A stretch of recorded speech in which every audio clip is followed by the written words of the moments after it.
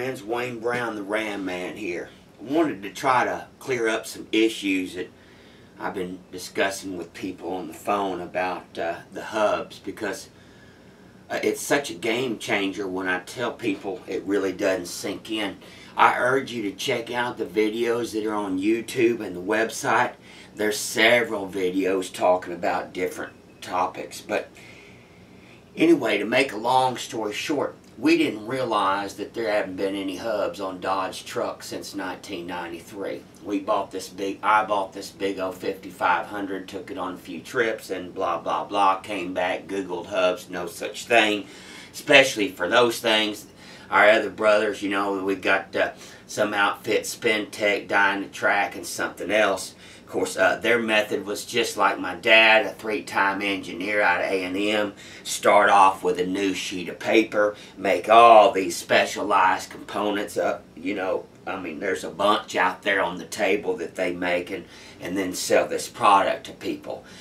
Myself, on the other hand, we've been copying the factory for a long time. In the Mopar and Ford world, we are quite famous for brake components and high performance brake kits and such.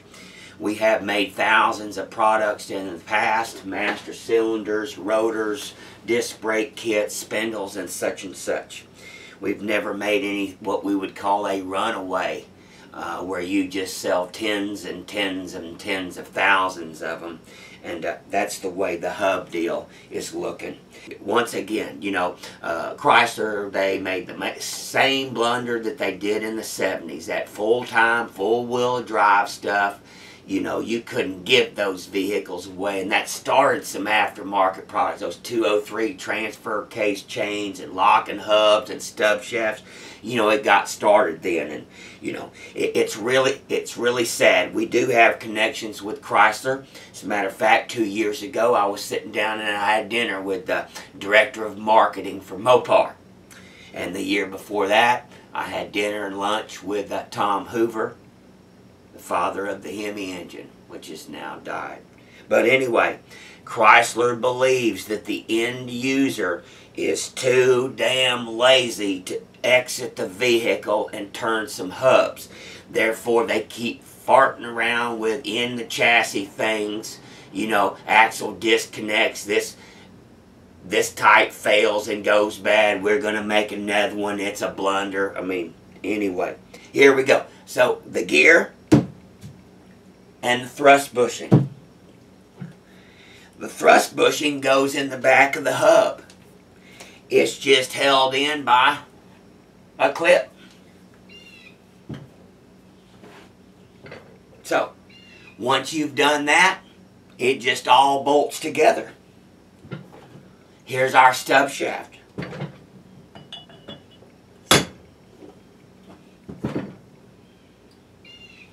Worn up.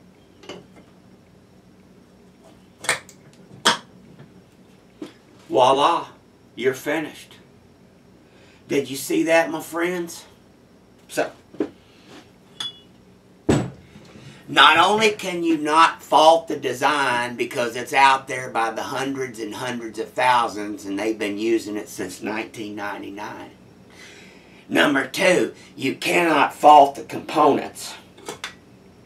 This right here is a Timken tapered roller bearing. The finest component that you can buy. And then on top of that, you take the fact that they are greasable right here through the ABS port with a simple grease gun. There's not much you can find fault with, so you stop all the wear and tear, and that stops the bearing from getting beat to smithereens from the inside. See, that's the problem, friends. They have the rotational load and our bearings are getting beat to smithereens from the inside. Therefore, double the load, therefore half the life. It's very simple. So you get rid of all that wear and tear. And then you've got a Timken bearing on top of that. And a greasable Timken bearing on top of that. My friends, it's not going to wear out. The only reason it's going to wear out is pure negligence. Now, we come in at $16.95, shipped to the door, because we wanted to be just as reasonable as possible. The other thing is, people are talking about, do these things stick out? No, they don't stick out because they're factory pieces. You can go look at a Ford. Matter of fact, on the other bearing, on most of them, you can put the hubcap back on and go stealth. Yes, on a lot of them, you can put the hubcap back on and go stealth. Or they just happen to have the little cutout in there. You can take your little tool and cut that out. Or, all right, my friends, that is the quick class on the 4500, the 5500. That's the facts. Now all you have to do is make the decision. You decide. God bless you. God bless America, because we sure do need a lot of help.